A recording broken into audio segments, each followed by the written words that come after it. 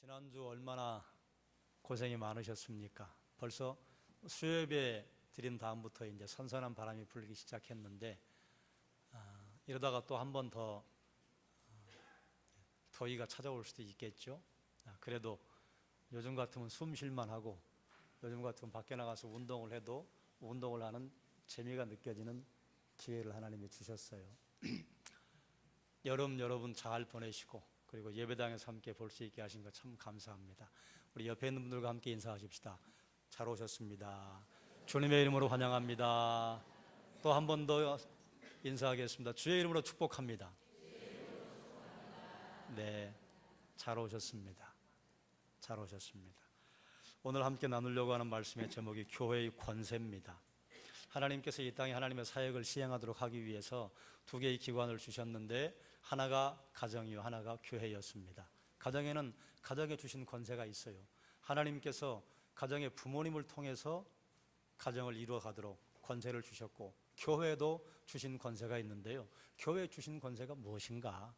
교회에 주신 권세가 오늘 본문에 나와 있습니다. 본문에 두 가지 권세를 말하는데요. 따라하십시다. 천국 열쇠와 메고 푸는 권세.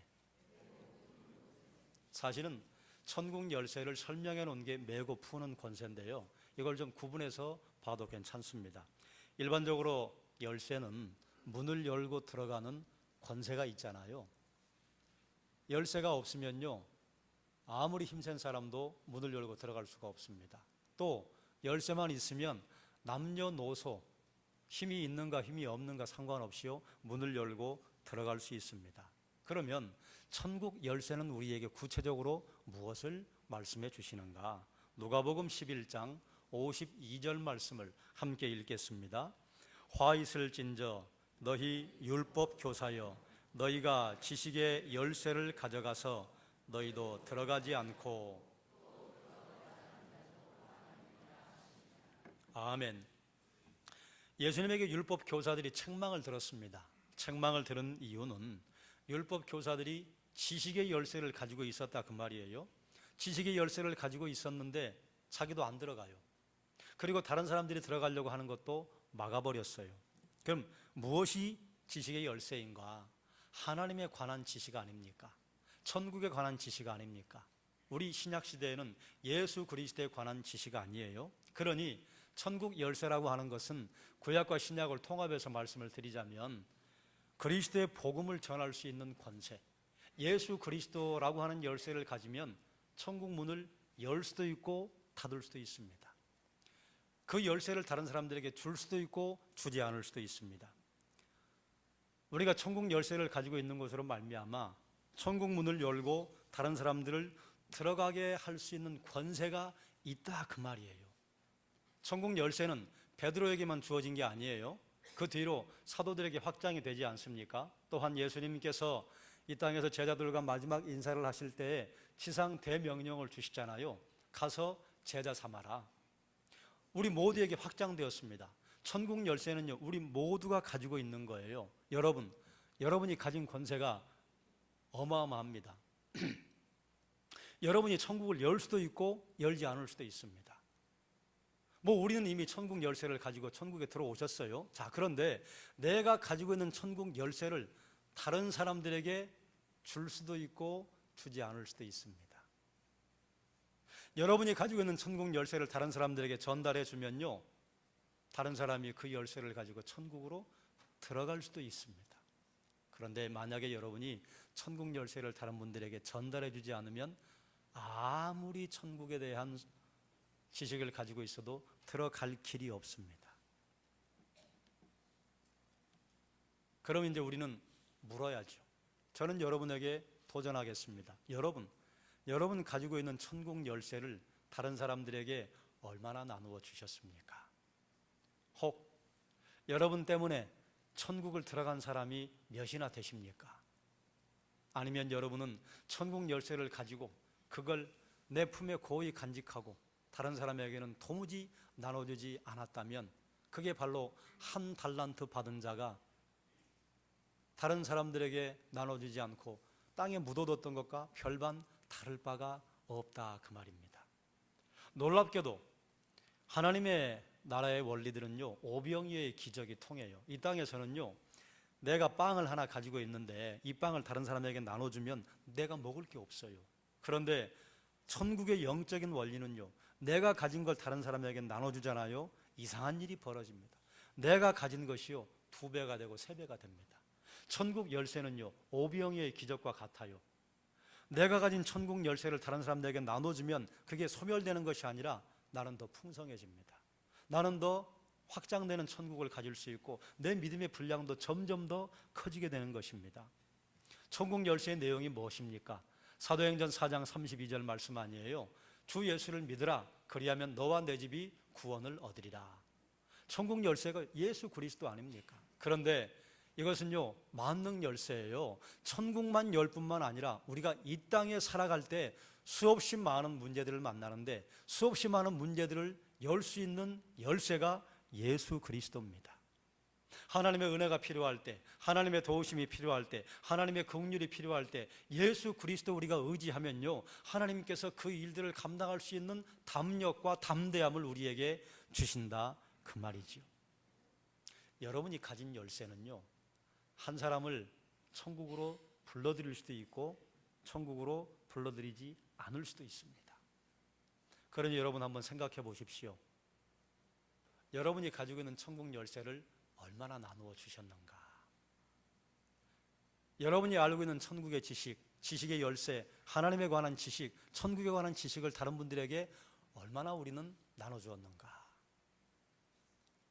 열쇠를 가진 사람은요, 그 열쇠를 잘 간수해야 할 뿐만 아니라 열쇠를 잘 사용해야 할 책임이 있습니다. 자, 그러면 천국 열쇠는 복음에 관한 것에만 국한된 것인가? 우리 성경에 보면 내가 너희에게 천국 열쇠를 주리니, 열쇠를 준다고 단수로 표현되어 있는데요, 원래 천국 열쇠라고 하는 단어는요, 복수입니다. 여러분 영어 성경을 가지고 있는 분들은 보시면 돼요. The keys of kingdom of heaven이에요. 하나님 나라의 열쇠들입니다.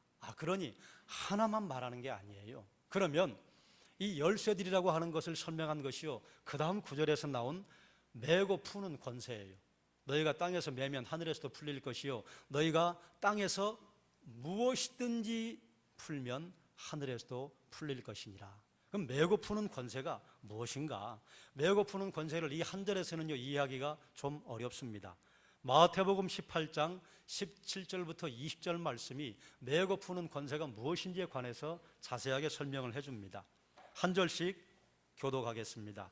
만일 그들의 말도 듣지 않거든 교회의 말하고 교회의 말도 듣지 않거든 이방인과 세리와 같이 여기라.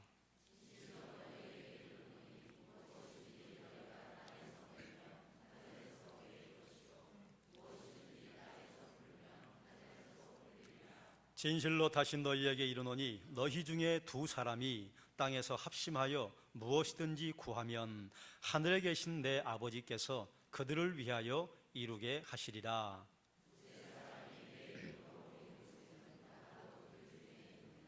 아멘. 이 구절이 어떤 구절입니까?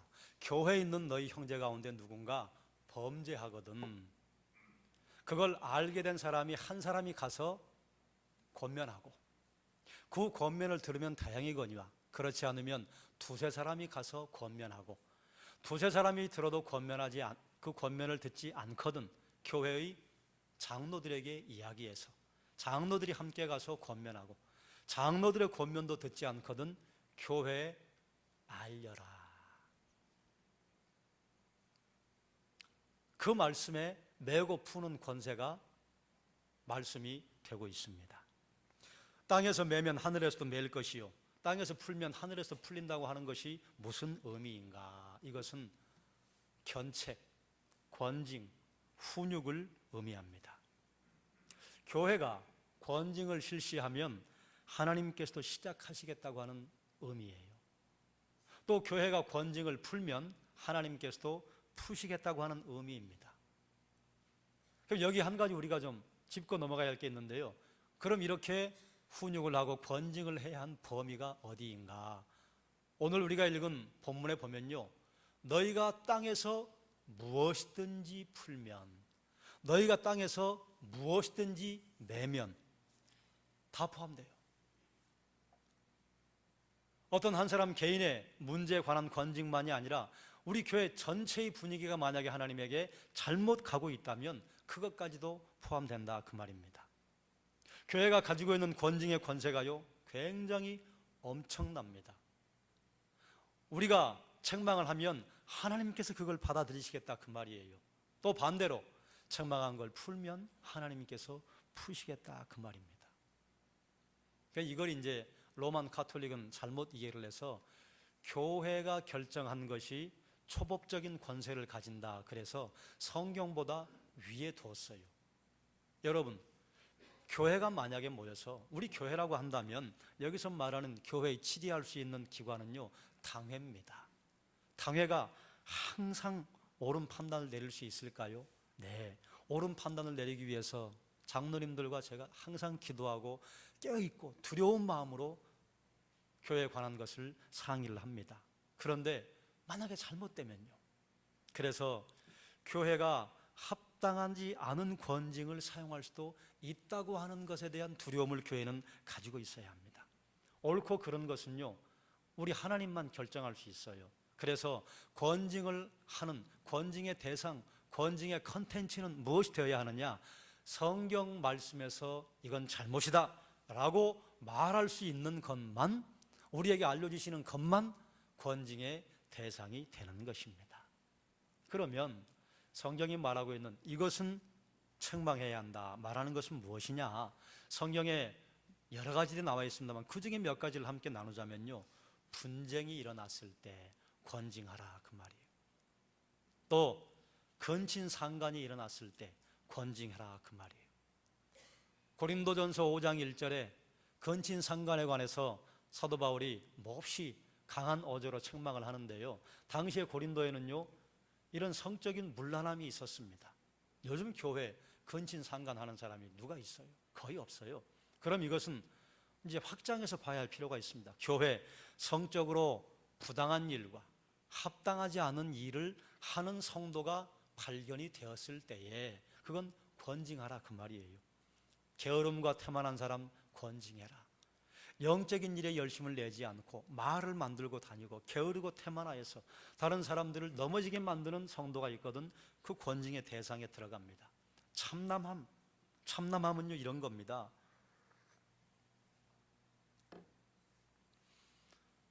다른 사람들에게 자기의 신분을 사칭하고 다니는 사람, 뭐 예를 들어서 만약에 우리 이영삼 장로님이 오늘 기도를 하셨는데 이영삼 장로님이 시청에서 일을 하시잖아요. 그런데 이영삼 장로님은 전혀 모르는 사람이 나 이영삼 장로님 잘 알아, 나 매일 만나서 밥 먹어, 그러면서 이권과 관계된 일을 이영삼 장로님의 이름을 팔아서 챙겼다. 그게 참남함이에요.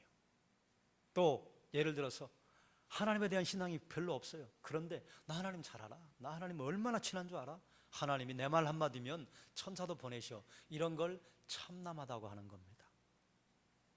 그러니까 굳이 이제 성경에 있는 걸 하나 가지고 온다고 하면요, 여호와의 이름을 망령되이 일컫는 것, 내게 그럴 권세가 없는데 그 권세가 있다고 사람들에게 거짓 증언하고 그것을 이용해서 경제적인 부를 챙기려고 하는 사람들, 이걸 참남하다고 하는 거예요. 이런 거 권징하라 그 말입니다. 또 이단적인 가르침, 이단적인 가르침은 뭐 당연히 권징의 대상이 되지요. 그런데 이렇게 성경에서 말하고 있어도 몇 가지 원칙이 있습니다. 어떤 원칙인가 하면 권징의 대상이 될 때는요, 외적으로 공공연하게 다 알려져 버렸고 굉장히 오랫동안 지속적으로 습관적으로 그리고 의도적으로 그 죄악을 범했는데 그러면서도 돌이키지 않는 죄악, 오랜 시간에 걸쳐 일어난 범죄 때문에 교회가 손상을 입고 그리스도의 이름이 공공연하게 땅에 추락이 되고, 그리고 그 죄악이 교회 사람들에게 퍼져서 그래도 되는가 봐, 그래서 그 분위기가 교회 전체에 묻어난다고 한다면 그러면 이것은 권징의 대상이 되는 거예요. 원리가 있었잖아요. 한 사람이 하고 두세 사람이 가고 그리고 교회의 장로들이 가고 그 다음에 교회에 알리는 그런 면에서 요즘 교회의 비리들을 파헤친다고 하는 기자들의 행태는요 반성경적입니다. 기자들은 일단 교회 비리를 하나 포착을 하면요 그 비리의 근원과 양옆의 관계들과 또 쌍방 간의 과실을 파헤쳐 보지도 않고요 일단 터뜨려요. 그런데 대개 어떤 사람 사이에 분쟁이 있다거나 교회에 문제가 있을 때 그 문제를 가서 조용히 들어보면요 A라고 하는 사람과 B라고 하는 사람, 무조건 A라고 하는 사람이 100% 잘못했다 그런 건 없습니다. 쌍방과실이 많아요. 그래 나중에 이런 게 밝혀지면요 그럼 슬그머니 덮어 구체적으로 말하지 않아요. 사과 성명도 내지 않아요. 자 그러면 이거는 이제 우리에게 가져와 봐야 돼요. 혹간 우리가 신앙생활을 하다가 다른 분의 신앙의 잘못된 모습을 볼 수 있습니다. 그럼 어떻게 해야 돼요? 권면해야 됩니다. 누구와 만나서요? 당사자와 만나야 합니다. 그런데 당사자와 만나지 않고 이걸 소문을 퍼뜨리고 다니면요 그건 비성경적입니다. 이거 원리예요. 교회 중직자가 또 우리 교회 성도가 바람직하지 않은 일을 계속하고 있으면 그럼 그걸 발견하고 깨달은 분이 목사님 그건 그렇게 하시면 안 되는 거 아니에요? 목사라 할지라도 와서 얘기하고 목사가 그걸 받아들이면요 그럼 덮으면 되는 거예요. 근데 받아들이지 않는다? 그러면 믿음이 있는 사람들과 함께 좀 상의를 해봐야 합니다. 이런 걸 제가 알았습니다. 어떻게 할까요? 두세 사람이 가서 권면해야 되는 거예요. 그걸 만약에 받아들이면요 그럼 덮어야 되는 겁니다. 그걸 덮지 않고 나팔을 불고 다니면요 그건 비성경적입니다. 그래도 듣지 않았어요. 그럼 어떻게 해야 돼요? 우리 교회는 장로님들, 어르신들이 계시잖아요. 장로님들 당회에 알려야 그래서 당회가 그것을 처리하도록 해주셔야 돼요. 당회가 그걸 권면했더니 들으셨다. 그러면 당회는 그걸 덮어요. 그리고 덮지 못할 상황이 되었으면 교회에 알리는 겁니다. 이런 일이 있었습니다. 이쯤 되면요 그건 출교 수준입니다. 자 그러면 어떤 분은 이거에 대해서 불편한 마음들이 있는 분이 있어요. 아니 교회는 사랑으로 성도를 대해야지 어떻게 교회가 잘못이 있다고 그것을 공공연하게 권증하고 사람들에게 알린단 말입니까? 알린다는 말이 아니에요. 한 사람이에요. 그 다음 두세 사람이. 이건 무엇을 의미하는가 하면 그분이 넘어지도록 만들라는 게 아니라 옆에서 책망하고 권면해서 돌이키라고 하는 것이 목적입니다. 그래서 사도 바울은 또 이렇게 말해요. 권증을 할 때는 겸손한 마음으로 온유한 마음으로. 왜 그럴까요? 우리가 그걸요 휘두를 수 있는 권세를 하나님이 주시지 않았어요. 하나님의 대리인으로 그 일을 교회가 수행하라고 한 것이지 그리고 또 언제 우리가 그런 똑같은 잘못에 넘어질지 몰라요.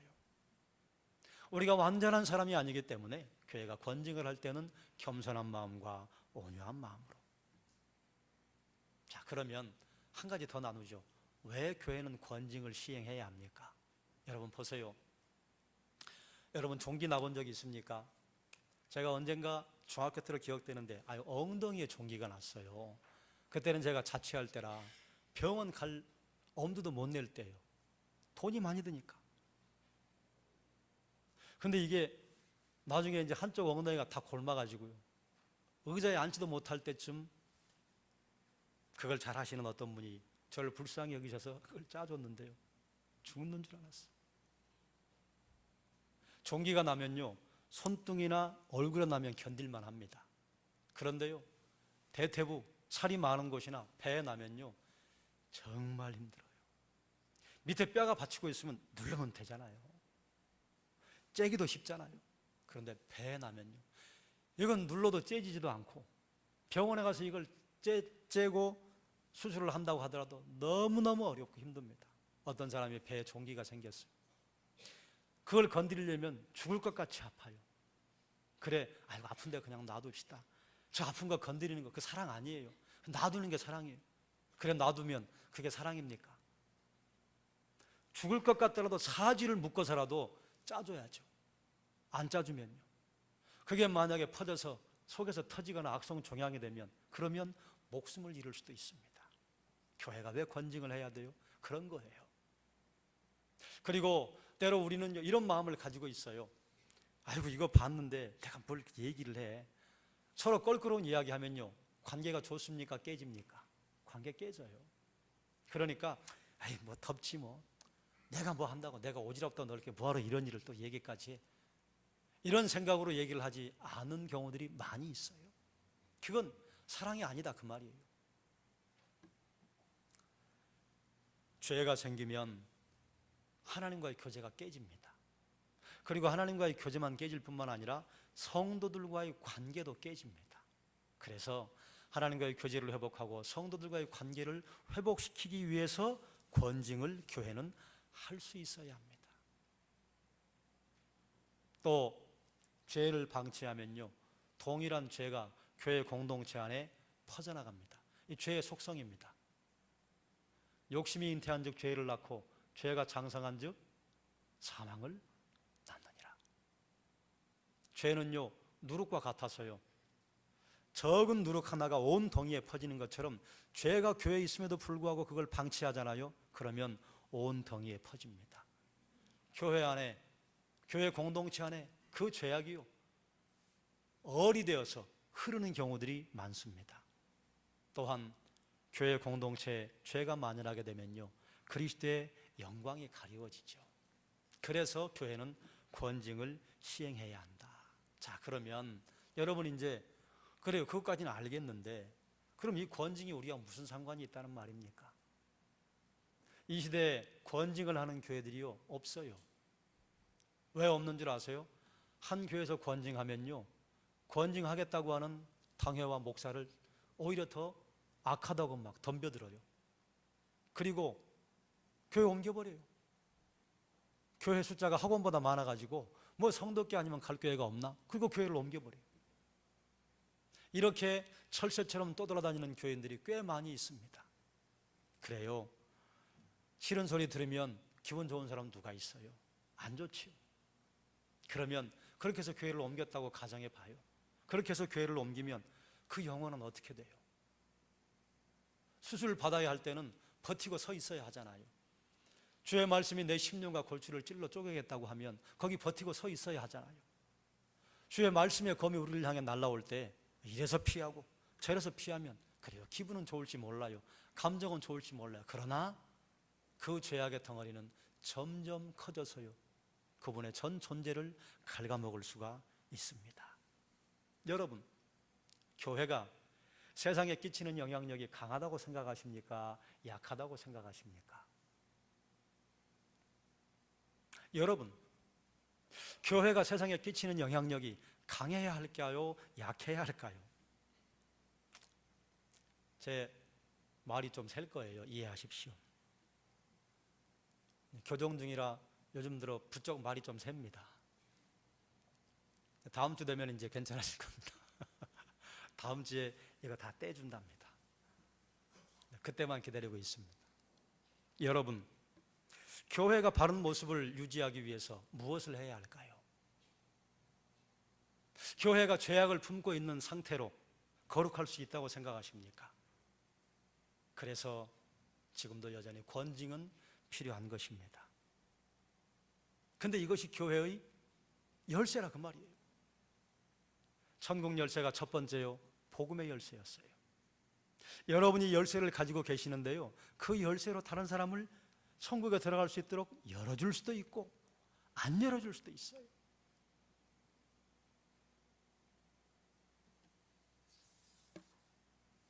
또한 이건 교회만이 할 수 있는 것이 아니라 여러분이요, 여러분이 사랑하는 가족이나 여러분이 사랑하는 친구들, 여러분이 사랑하는 공동체의 식구들을 만났을 때 아닌 것을 하면요, 그건 아닌 것 같아요, 얘기해 줄 수 있어야 합니다.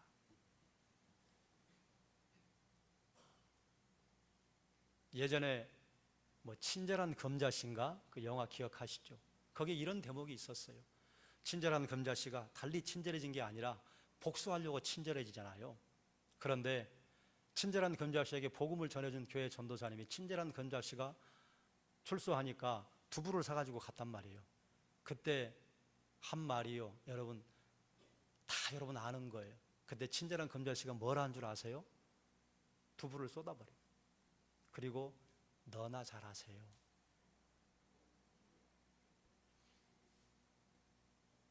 우리가 주변에 있는 친구들이나 공동체의 사람들에게요, 그렇게 하면 안 됩니다 라고 말하는데 그 말을 듣는 상대가 너나 잘하세요 그러면 어떻게 돼요?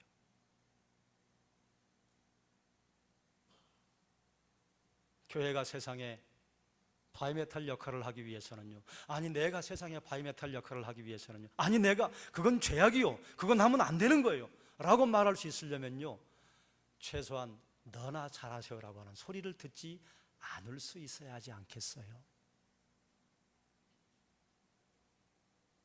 그래, 당신이 말하면 그 말은 들을 만해. 기분은 나쁜데 당신이 말하면 내가 귀담아 들을게. 이런 분이요, 다른 사람이 잘못을 했을 때 찾아가서 그건 아닙니다 라고 권징하고 권면할 수 있는 것입니다.